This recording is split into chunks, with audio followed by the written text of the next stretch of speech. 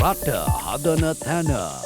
Diesel සංචිත ප්‍රමාණවත් වන දින ගණන අප්‍රේල් මාස 12 වෙනි දින දක්වා සාමාන්‍ය පාරිභෝගිකයන්ට යටත්ව. සුපර් ඩීසල් මැයි මාස 10 වෙනි දින දක්වා. 92 පෙට්‍රල් අප්‍රේල් මාස 23 වෙනි දක්වා. TVS Sport 110 EFI එන්ජින් තාක්ෂණයෙන් පෙට්‍රල් ලීටරයකට කිලෝමීටර් 80කට වැඩියෙන් දුවන්න නම් මේක තමයි. පෙට්‍රල් 95 ඔක්ටේන් මැයි මාස 10 වෙනි දින දක්වා.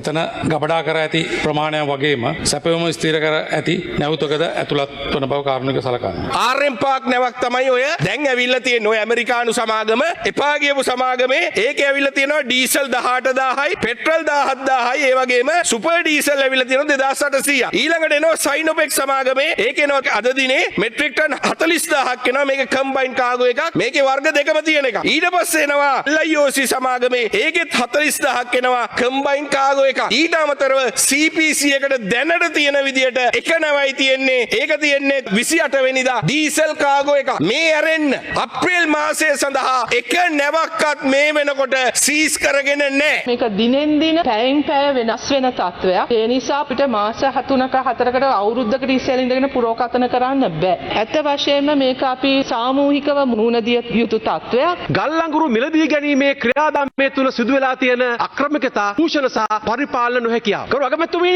ඒක ඔබතුමියගේ ආණ්ඩුවේ පාලනයේ තියෙන්නේ. ඒක බලශක්තිය අගමැතිතුමාගේ පාලනයේ තියෙන්නේ. පළවෙනි නැව් 9න් විතර සිදු වෙලා තියෙන අලාභයේ ප්‍රමාණය බිලියන 8.497යි. මේ රටේ මේ මොහොතේ ඇති වෙලා තියෙන ඩීසල් අර්බුදය, මේ රටේ මේ මොහොතේ ඇති වෙලා තියෙන ගල් අඟුරු අර්බුදය, ඒ වගේම තව මාස කිහිපයකින් රටට ගල් අඟුරු නැති වීම නිසා ඇති වෙන අර්බුදය, රටේ විදුලි පද්ධතිය කඩාවැටීමේ අනතුර, ඒ ඇතිවීමට වග කිය යුතු වන්නේ ඒ බලශක්ති අමාත්‍යාංශයට විරුද්ධව විශ්වාසභංග යෝජනාවක් ඉදිරිපත් කිරීමට අපි හෙට දුර කටයුතු කරනවා කියන කාරණේ කියන්න ඕනේ. අඟුරු නෙමෙයි බාල ගරු නියෝජක කතානායකතුමනි විපක්ෂයේ දේශපාලන. ඒත් හැමෝම නෙමෙයි. අර පච්ච පෙරේරා ඇතුළු කීප දෙනෙක් ඉන්නවා. මේ වගේ තත්වයක් ඇත්තනම් මෙතන කිය ඉන්න ඕනේ නැහැ. CID එකට පැමිණිලි කරන්න පුළුවන්. අල්ලස් කොමිෂන් එකට පැමිණිලි කරන්න පුළුවන්. අපි නීතියේ විධානයේ ආධිපත්‍යය තහවුරු කරලා තියෙනවා. ඒක නිසා මෙතන කියව ඔන්න ඇත්තට වරදක් තියෙනවා. දැන් කියනවා ඉල්ලාස් වෙන්න ඕනේ. මොනවද මේ දෝෂාභියෝග? දෝෂාභියෝග කල්ලු ගෙනාවට හරියක පැත්තේ නේද? ඒක තාම මගේ නෙවෙයි කොහේ හරි බස් එක. අන්න ඒ හින්දායි මම කියන්නේ පච්ච පෙරේරා ඇතුළු සියලු දෙනාට බාල ගල් අඟුරු තියෙනවා නම් ගිහිල්ලා කොහේ හරි පැමිණිලක් කරන්න. ඔය කතා කරපු ඇමතිතුමා තමයි පාර්ලිමේන්තුව ගිනි තියන්න එන්න කියලා මීට අවුරුදු 3කට කලින් කතා කරලා ඔතන හන්දියට ඇවිල්ලා කිව්වේ පාර්ලිමේන්තුව ගිනි තියන්න එන්න කියලා. පච්ච පෙරේරාලා ඉන්නවා වට්ටක නානයක් කරලා හිටියා. මෙතන අල්ලස් කොමිසමේ නිලධාරී ඉන්නවා අර කාමරේ මේවත් අහගන්න.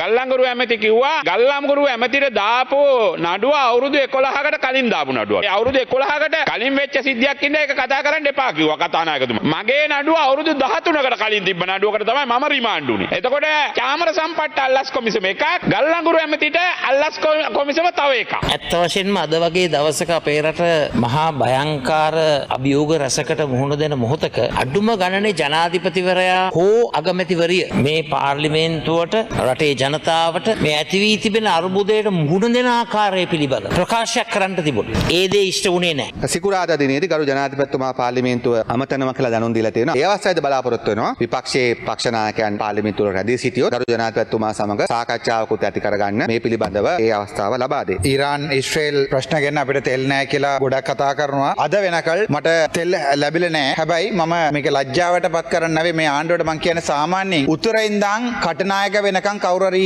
එනවා නම් මේ සංචාරකයෝ අරගෙන ඒ කට්ටියට ඇවිල්ලා අනුරාධපුර නිදා ගන්න වෙනවා ලීට 15ම ඉවර වෙනවා. ඊට පස්සේ තව සතියක් ඉන්න වෙනවා අනුරාධපුර ඉඳන් කට්ටියගේ ඉන්න කටනායක. ඊට පස්සේ තව සතියක් කටනායක නිදාගෙන කටනායකෙන් ආපහු සතියකින් ගිහලා වවුනියාව නිදා ගන්න වෙනවා. තව ලීට 15ක් අරගෙන. ආයේ වවුනියාවෙන් ජාපනයට යනවා මාසයක් යන්න යනවා අපගේ කරු මුලාසුරන වන්දරතුමනි උතුරේ ඉඳන් දකුණ කිලෝමීටර් 400යි. මම නම් කලින් කතා කරා මට තෙල් අහන්න නැවේ. මං ගාව BYD සීලෙන් 6 එකක් තියෙනවා. මට charge කරලා දුවද හැකි. සමහරු මේ මාතේ ඉන්න මෝඩේ උන්ට ඒක තේරෙන්නේ නැහැ. මං කතා කරේ අහිංසක සංචාරකව අරගෙන යන්නේ හයර් යන මිනිත්තු ගැන. මං ගැන කතා කරේ නෑ මට ඕනතරම් ඩයස්පොරා එකකින් සීලෙන් 7 මං ගෙට ගන්න ආරම්භ වෙන්න නම් කොටි ඩයස්පොරා මට දෙනවා. මන්ත්‍රීතුමාලා කිව්වා ගොඩක් අය බස් වල යනවා ට්‍රේන් වල යනවා කියලා. මට එකක් බලන්න කැමතියි. දැන් මාසයක් යනකොට එක ඩොබිවත් යනවා නම් මේ බස් වල නැත්නම් ට්‍රේන් වල මං පයින් යනවා උතුරේ ඉඳන් දකුණට.